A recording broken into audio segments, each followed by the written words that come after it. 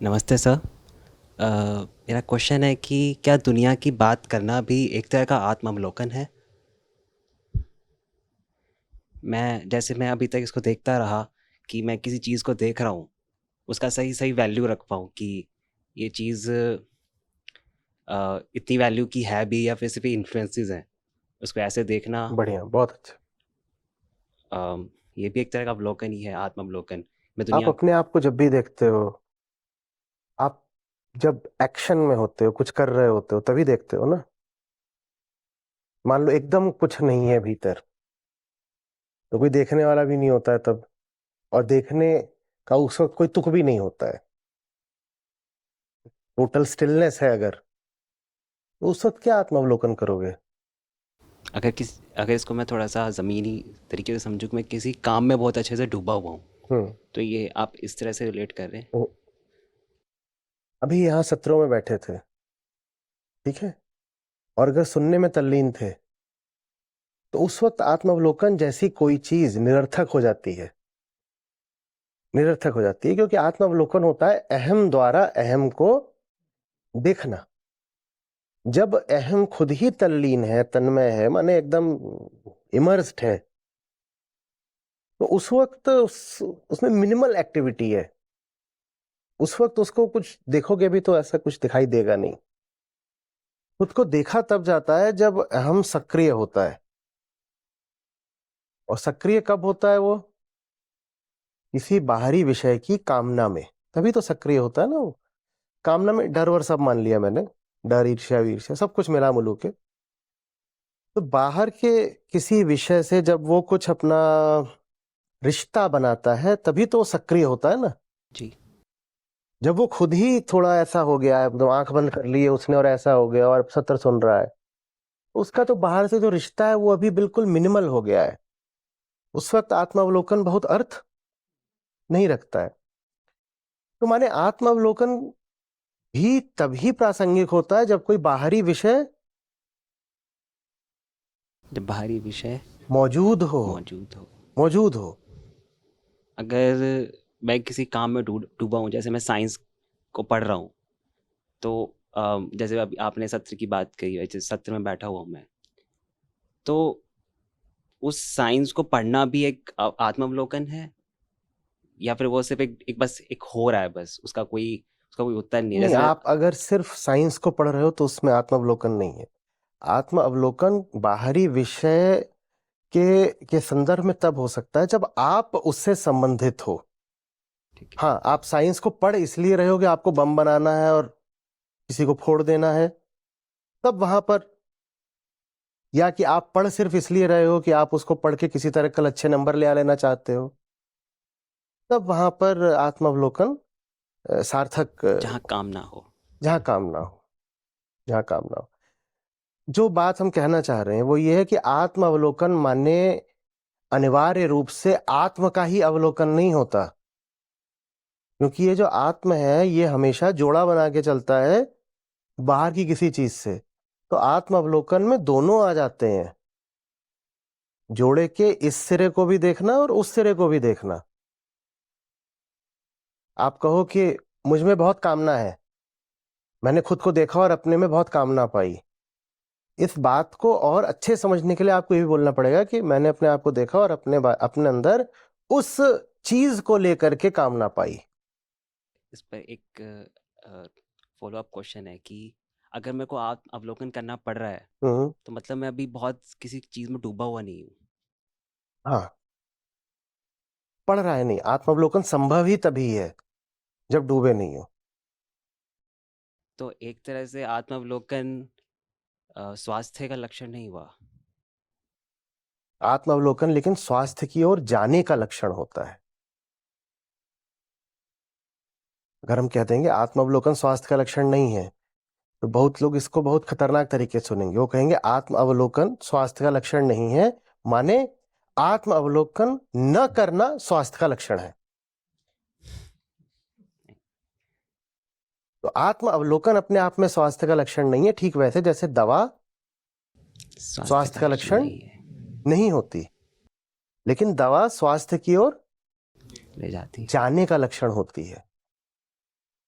और हम वैसे भी कभी भी किसी भी सार्थक विषय में इतना डूबे ही नहीं होते। वो यदा कदा कोई आता है ऐसा क्षण कि एक तो आप डूबे हो, वो भी किसी ऐसे विषय में जो डूबने लायक हो, तो सिर्फ वही क्षण होता है जब आत्मावलोकन जैसी कोई चीज बचती नहीं है, बेतुकी होती है। क्योंकि आत्मावलोकन अंततः होता है उस शांति के लिए। वो शांति अगर मिली ही हुई है तो आत्मावलोकन का क्या करना है? लेकिन वो शांति हमें मिली नहीं होती, तो इसलिए आत्मावलोकन करना है। और आत्मावलोकन माने, फिर कह रहा हूं, खुद को ही देखना नहीं होता। खुद को आप सामने वाले विषय से काट कर देख भी नहीं पाओगे। मुझे डर है, किसका डर है उसकी भी तो बात करें ना। किसका डर है उसकी भी तो बात करें। मुझे कामना है, मुझे ईर्ष्या है, मुझे कुछ भी है, जो विषय है उसकी भी बात करनी पड़ेगी। दोनों सिरों को एक साथ देखना पड़ेगा, उसको भी इसको भी। सर एक और फॉलो अप है। एक बार आपने बात कही थी कि अगर आपको ये नहीं पता कि टी शर्ट को टी शर्ट क्यों कहते हैं तो आप आध्यात्मिक व्यक्ति नहीं हो सकते। तो टी शर्ट से मेरी कोई ऐसी कोई कामना नहीं है, तो मेरे को वो बात क्यों जाननी चाहिए? जस्ट ये बस एक डेटा। रुख की बात है, एटीट्यूड की बात है। अगर पूछोगे नहीं कि टी शर्ट क्यों है, तो संभावना बहुत कम हो जाती है कि ये भी पूछोगे कि मुझे फलानी जगह पर सर क्यों झुकाना है। सब लोग टी शर्ट बोलते हैं तो मैंने भी बोल दिया, सब लोग सर झुकाते हैं तो टी शर्ट में ऐसा कुछ खास नहीं है कि तुम जान लोगे टी शर्ट को तो तुम्हारा उत्थान हो जाएगा। बात एटीट्यूड की है। एक तरह से हैबिट। हाँ, एटीट्यूड हैबिट ही होता है। एक चीज के बारे में कोई सवाल न करना, उसको बस यूं ही मान लिया मान लिया मान लिया, तो तुम 100 चीजों के बारे में कोई सवाल नहीं करोगे ना। सवाल करना भी अपने आप को प्रशिक्षण देने जैसी चीज होती है। नहीं तो बिल्कुल संभव है कि टी शर्ट क्या, आप किसी चीज के बारे में कुछ भी जाने बिना पूरी जिंदगी बिता दो। कुछ भी नहीं पता हो तो भी जिंदगी तो चली जाती है ना। तो इसमें एक चीज़ और आती है कि वो चीज़ बहुत कॉमन मेरे सामने आनी चाहिए, अगर अदरवाइज तो विकिपीडिया फिर पूरा भरा हुआ है नॉलेज से। तो टी शर्ट के बारे में भी कितना जान सकते हो? तुम पॉलीमर इंजीनियर तो हो नहीं, थोड़ा सा ही जान सकते हो। बात सवाल करने की है। बात ये नहीं है कि उत्तर में कितनी गहराई से तुमने सूचना ले ली और याद कर लिया।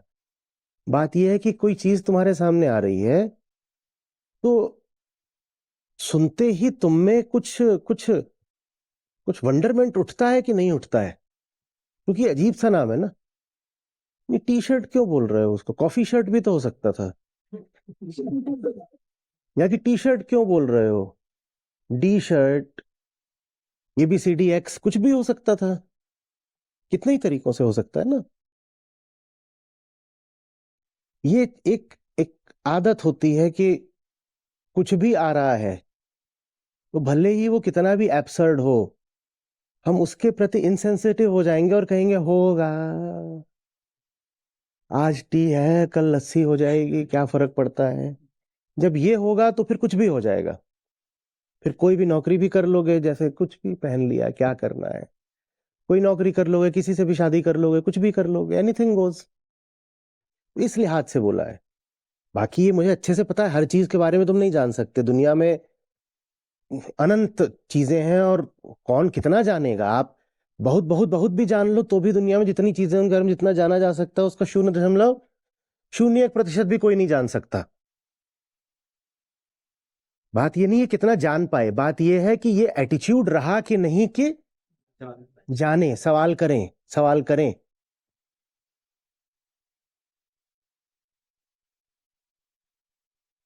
आप वहां बीच पर बैठे हो, अब लहरें उठ रही हैं, आपको सवाल उठना चाहिए, लहर क्या है, क्यों उठती है। एनर्जी चाहिए होती है लहर उठाने के लिए। और principle of conservation of energy तो बोलता है कि अगर यहाँ पे ये एनर्जी है जिससे ये लहरें आ रही हैं, तो ये एनर्जी तो डिसिपेट हो रही है, कहीं से तो एनर्जी आ रही होगी। माने ये लहरें किसी की एनर्जी खा रही हैं, क्योंकि लहर उठी और आकर के उस वो तट पर वो टकरा गई, तो जो एनर्जी थी वो तो इधर उधर हो गई, बस वो बालू को समतल करने काम आ रही है एनर्जी। लहर की कुल एनर्जी से इतना ही होता है कि वो जो बालू है, और भी होता है, पर एक तो ये होता है कि बीच अच्छी से तैयार हो जाती है ना, उस पर आयरनिंग हो जाती है बीच पर अगर लहर की एनर्जी का ये इस्तेमाल हो रहा है, तो ये एनर्जी कम हो रही होगी किसी की। किसकी कम हो रही है? किसकी कम हो रही है? और अगर कम हो रही है तो उसके परिणाम क्या हो रहे हैं? ये सबको उठना जरूरी नहीं है सवाल, पर अगर कोई साइंस का स्टूडेंट है 10वीं में, 12वीं में या ग्रेजुएशन में, तो उसको ये क्वेश्चन उठना चाहिए, लहर किसकी ऊर्जा खा रही है?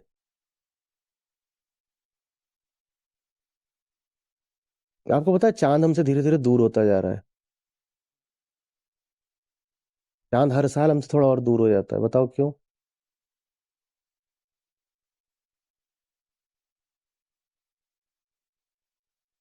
क्योंकि लहरें उसकी एनर्जी खा गई। जितनी बार देखते हो ना एक लहर आकर के किनारे से टकराती है, चांद थोड़ा सा और दूर हो जाता है।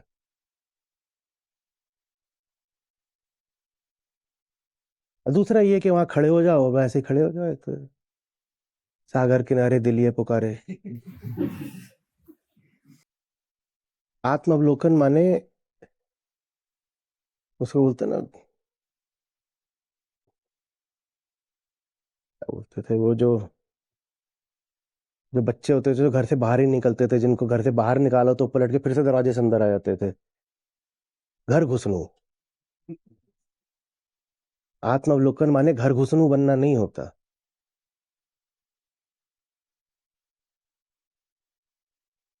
और ये बहुतों में होता है। अपने डर को छुपाने के लिए कहते हैं कि अपने से मतलब रखो ना। आचार्य जी ने कहा है कि स्वयं को देखो, स्वयं को, दूसरे इसको मत देखो। भाई स्वयं को दूसरे के कॉन्टेक्स्ट में ही तो देखा जा सकता है। दूसरा नहीं है तो तुम भी नहीं हो। तुम्हारी जितनी आदतें किससे आई हैं? तुम्हारी जितनी कामनाएं हैं किसको लेके हैं? तुम्हारे जितने संस्कार हैं सब दूसरों से आए हैं।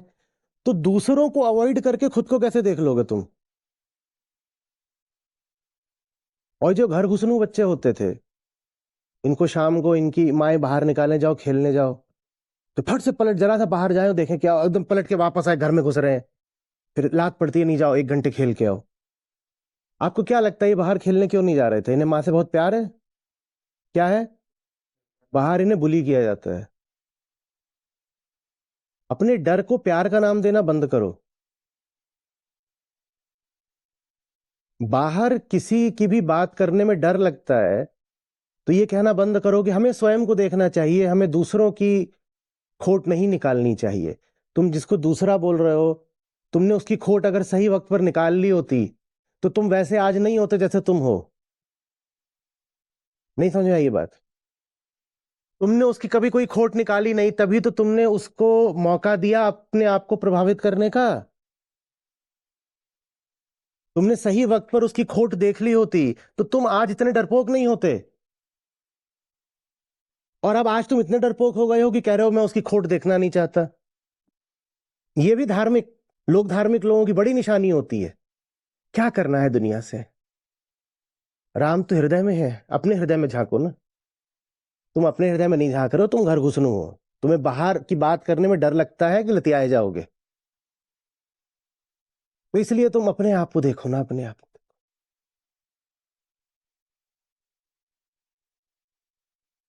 वो भी दोषी हैं जो स्वयं को देखे बिना सिर्फ बाहर देखते रहते हैं, और वो भी दोषी हैं जो कहते हैं बाहर नहीं देखूंगा, स्वयं को देखूंगा। दोनों को एक साथ देखना होता है।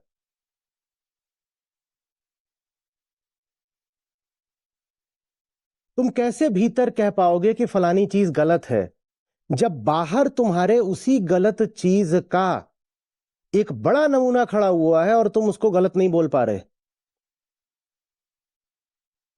तुम्हारे भीतर अंधविश्वास और मान्यताएं बैठी हैं। तुम कह रहे हो मैं आत्मावलोकन करूंगा और देखूंगा कि मैं कैसी फालतू बातों को बिलीव करता था, मैं अंधविश्वासी हूं भीतर से। अच्छा, और तुम्हारे सामने अंधविश्वास का इतना बड़ा एक डायनासोर खड़ा हुआ है, बिल्कुल सगुण साकार रूप में, बाबा जी। उसको बोलते हुए तुम्हारी जबान ऐंठ जा रही है डर के मारे, तो तुम फिर स्वयं को भी क्या बोलोगे? अगर तुम अंधविश्वास को सचमुच मानते हो कि गलत है, तो तुम्हारे भीतर अगर गलत है तो तुमसे 1000 गुना ज्यादा तो बाबा जी में है। पर तुम कह रहे हो बाबा जी को कुछ नहीं बोलूंगा, आचार्य जी ने बोला, बस स्वयं को देखो।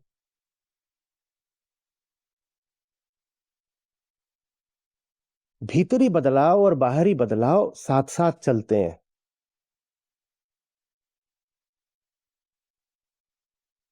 भीतरी बदलाव की मांग होती है बाहरी बदलाव। बाहरी बदलाव को रोकोगे, ऑब्स्ट्रक्ट करोगे, तो भीतरी बदलाव भी आगे नहीं बढ़ पाएगा।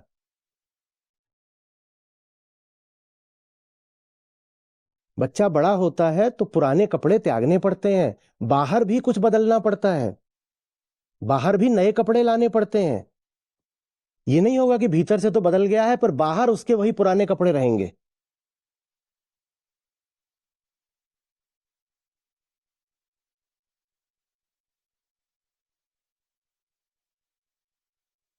स्वयं से जूझे बिना दुनिया से नहीं जूझा जा सकता। और कोई कहे मुझे दुनिया से जूझना ही नहीं है, मैं सिर्फ स्वयं से जूझूंगा, तो वो स्वयं से भी नहीं जूझ रहा है। ये दोनों चीजें साथ साथ चलती हैं। मैं तो अब घूस नहीं खाऊंगा। मुझे समझ में आ गया भ्रष्टाचार बुरी बात है, पर मेरा बॉस हटा हुआ भ्रष्टाचारी है, उसके तलवे चाटूंगा। ये एक अलग तल का भ्रष्टाचार है। आचार्य जी ने कहा अपने आप को शुद्ध करो, तो मैं नहीं घूस खाता, लेकिन मेरा बॉस खूब घूस खाता है और मैं जाकर के लल्लो चप्पो कराता हूं वहां पे। ये क्या है?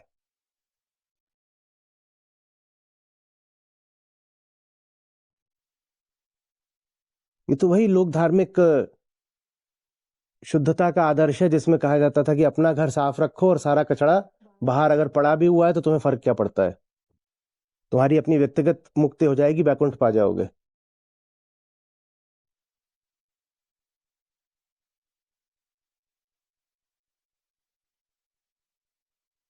नहीं नहीं, मैं तो अब चाय भी नहीं पीती दूध की। पर ससुर जी, जेठ जी, अब ये लोग जब मौज में आ जाते हैं तो बकरा बना देती हूँ। उसके तो मैं बर्तन और मसाले भी अलग रखती हूँ। भाई अपना अपना कर्म है, मैं थोड़ी खा रही हूं, मैं तो तर जाऊंगी। सीधे बोलो ना कि हिम्मत नहीं है उनको बोलने की कि बकरा बाद में कटेगा।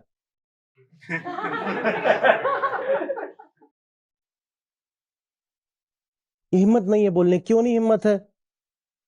वो भी जानी हुई बात है, क्योंकि बोल दोगी तो सुख सुविधा पे बड़ी चोट पड़ेगी। तो पाखंड एक पकड़ा है कि नहीं मैं तो ठीक हूं ना, मैंने थोड़ी कोई खाया है, वो तो ससुर जी और जेठ जी के लिए बनाया है। हमारी कम्युनिटी पे भी बहुत लोग हैं जो एकदम घबरा जाते हैं जैसे ही किसी बाहरी विषय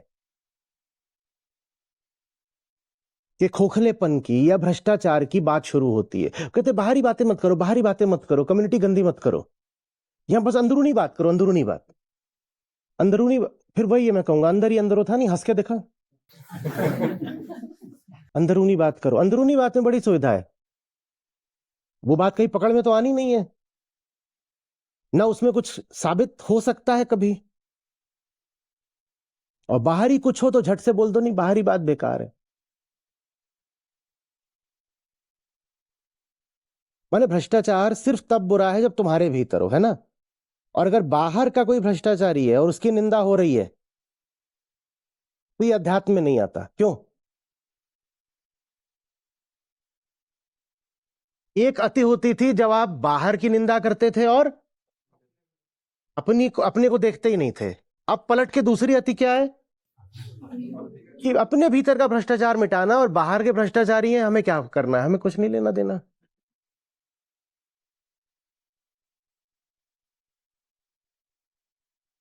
पहले भी पाखंड था, अब भी पाखंड है।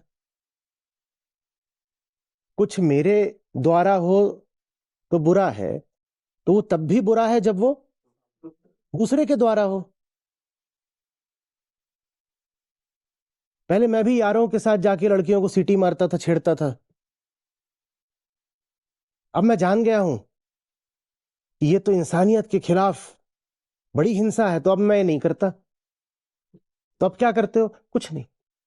जब दूसरे सीटी मार रहे होते हैं, छेड़ रहे होते हैं, परेशान कर रहे होते हैं, तो मैं बस उनको साक्षी की तरह देखता हूं। अरे भाई, तुम करो तो गलत है, और तुम्हारे यार करें तो गलत नहीं है। तुम अगर कर रहे थे तो तुमने अपने आप को रोक दिया, ठीक। तो दूसरे अगर कर रहे हैं तो दूसरों को क्यों नहीं रोकोगे?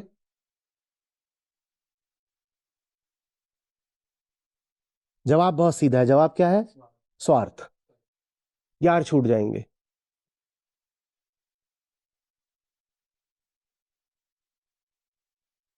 ये सस्ती शुचिता होती है।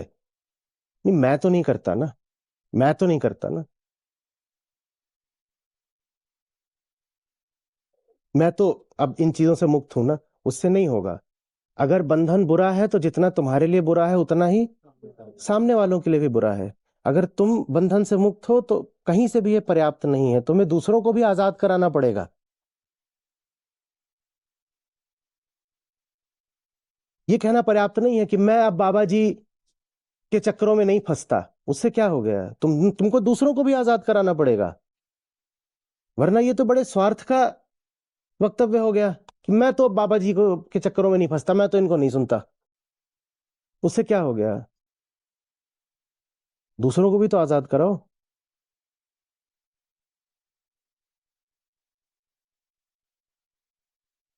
तो आत्म अवलोकन बोल बोल के घर घुसनू नहीं बनना है।